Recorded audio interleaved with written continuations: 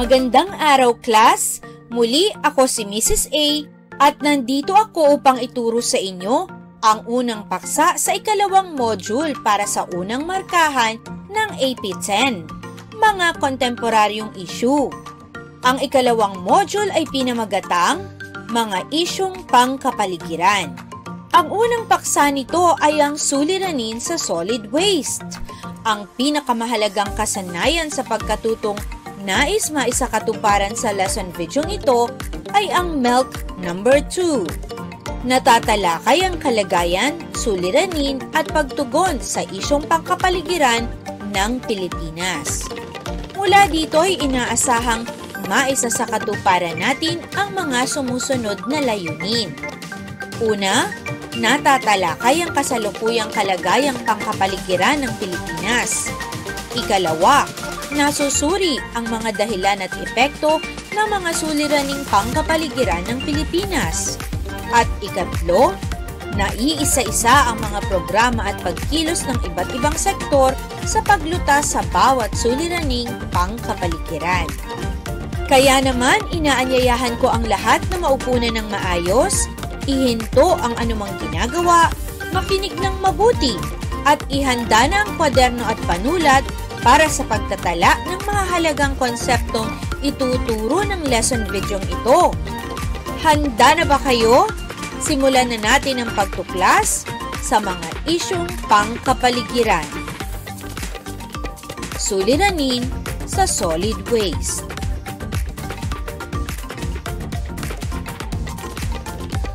Binigyang kahulugan ng Batas Republika bilang 9003 o mas kilala sa tawag na Solid Waste Management Act of 2000, ang solid waste bilang mga itinapong basura na nanggagaling sa mga kabahayan at komersyal na establishmento, mga non-hazardous na basura na galing sa lansangan at konstruksyon, mga basura na nagmumula sa sektor ng agrikultura at iba pang basurang hindi nakalalason. Ayon sa National Solid Waste Management Status Report noong 2008 hanggang 2018, ang Municipal Solid Waste o MSW ay nagmumula sa residential, komersyal, institusyonal at industrial na establishmento. Ayon sa ulat, pinakamalaking bahagdan nito ay mula sa mga kabahayan. Ang mga basura nagmumula sa mga kabahayan ay ang kitchen waste na tinatayang umaabot sa 56.7%. Ang kitchen waste gaya ng tirang pagkain, mga pinagbalatan ng gulay at prutas, at mga garden waste tulad ng damo at mga dahon. Pinanggit din sa ulat na ang pinakamalaking uri ng tinatapong basura ay ang tinatawag na biodegradable waste o nabubulok. Ito ay umaabot sa 52.31%. Halimbawa nito ay ang kitchen waste at yard waste. Samantala, ang tinatawag namang recyclable waste ay kumakatawan sa 27.78% ng municipal solid waste gaya ng papel, plastic, bakal, bote at bubog. Nagkakaroon ng suliranin sa solid waste sa bansa dahil sa iba't ibang dahilan. Marami ang walang disiplina sa pagtatapon ng basura. Marami ang nagtatapon ng basura mula sa tahanan kung saan-saan. Tone-toneladang basura ang tinatapon sa mga ilog, estero, kalsada at bakanting lote na lalong nagpapalala sa pagbaha at paglaganap ng mga insekto na nagdudulot naman ng iba't ibang sakit. Nakadadagdag pa sa suliranin ng basura ang kakulangan sa kaalaman o di kaya'y di pagsunod sa tinatawag na waste segregation o pagbubukod ng basura, lalo na ang pagbubukod ng basura sa pinagmulan nito. Kung mahigpit sanang ipinatutupad ito, gaya ng patakarang no segregation, no collection policy, mas madali sana ang pamamahala ng mga basura.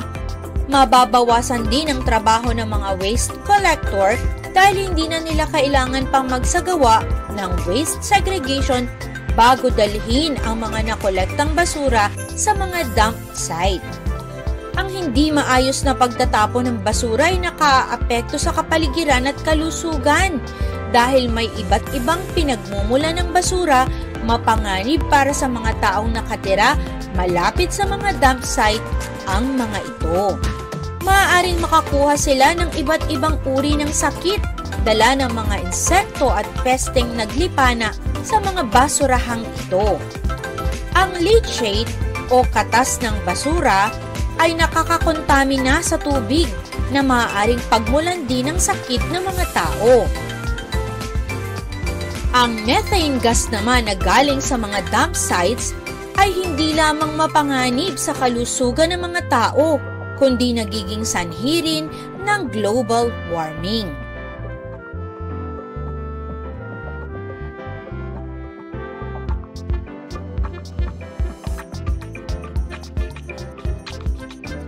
Paglutas sa suliranin ng solid waste, pamamahala ng basura o waste management. Ang pamamahala ng basura o waste management ay tumutukoy sa wastong pagkuha, paglilipat, pagtatapon o paggamit at pagsubaybay sa basura ng mga tao. Isinasagawa ito upang mapangasiwaan ng maayos ang mga basura para maiwasan ang masasamang epekto nito sa kalusugan at kapaligiran. Noong ika-26 ng Enero taong 2001, naging ganap na batas ang Republic Act 9003 na kilala bilang Ecological Solid Waste Management Act of 2000. Nakasaad sa batas na ito ang mga alituntunin sa wastong pamamahala ng basura at pagpapatupad ng mga programang nakatuon sa pakikiisa ng bawat mamamayan upang mabawasan ang basurang itinatapon. Ilan sa mga nilalaman ng batas na ito ay ang mga sumusunod. Pagtatatag ng National Solid Waste Management Commission at ng National Ecology Center, pagtatatag ng Materials Recovery Facility, at pagsasaayos ng mga tapunan ng basura. Ang National Solid Waste Management Commission ang nangangasiwa sa pagpapatupad ng mga plano sa pamamahala ng mga basura o ang tinatawag na Solid Waste Management Plan. Ito ay binubuo ng 14 na ahensya mula sa pamahalaan at 3 naman mula sa pribadong sektor. Pinangungunahan ang ahensya mula sa pamahalaan ng Department of Environment and Natural Resources.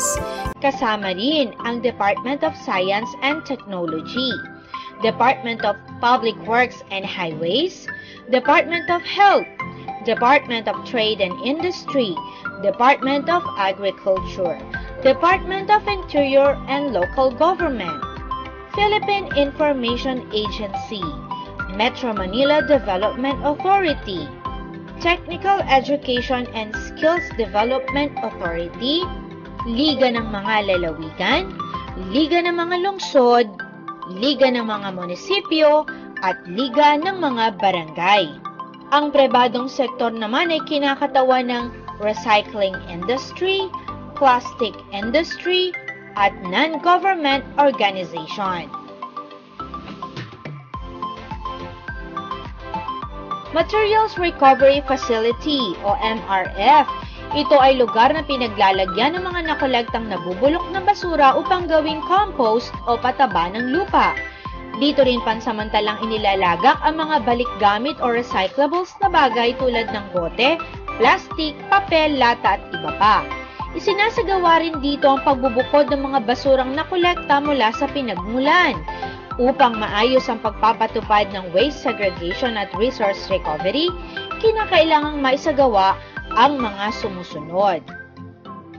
Pagbubukod sa mga basurang nabubulok, balik gamit, special waste at latak o tirang basura. Dapat magkakahiwalay ang kanilang lalagyan. Pagsunod sa schedule ng pangongolekta ng basura. Pagkakaroon ng Materials Recovery Facility o MRF. At kung may mga special waste or recyclable, dapat alam kung saan ito dadalhin o pwedeng ibenta. Sa Section 48 ng batas na ito, nakasaad na ipinagbabawal ang pagtatapon o pagtatambak ng anumang uri ng basura sa mga pampublikong lugar. Kabilang sa mga pampublikong lugar na ito ay ang mga daan, bangketa, bakanting lote, kanal, estero, parke, harapan ng establishmento, baybay ilog at baybay dagat. Bukod dito, marami pang ipinagbabawal ang batas na ito. Ilan sa mga ito ay ang mga sumusunod. Pagsusunog ng basura. Pagpapakolekta o pagpayag sa pagkolekta ng hindi pinaghiwa-hiwalay na basura. Pagtatambak, pagbabaon ng mga basura sa mga lugar na binabaha. At walang paalam na pagkuha ng recyclables na may nakatalagang mangongolekta. Katuwang din ng pamahalaan ang mga non-government organization sa pagharap sa suliranin sa solid waste. Halimbawa ng mga ito ay ang mga sumusunod. Mother Earth Foundation. Ito ay isang non-profit organization na aktibong tumutugon sa suliranin sa basura na nagsusulong ng zero waste sa pamamagitan ng pagbabawas at wastong pamamahala ng basura. Bantay kalikasan. Itinataguyod ang kahalagahan ng pangangalaga sa kapaligiran upang matamo ang likaskayang pag-unlad. Greenpeace Philippines. Tumutulong upang maprotektahan ang karapatan ng mga Pilipino sa balanse at malusog na kapaligiran. Ito ang isa sa mga isyong pangkapaligiran. Muli, ako si Mrs. A na nag-iiwan sa inyo ng isang magandang araw. Hanggang sa muli nating pagkikita, paalam!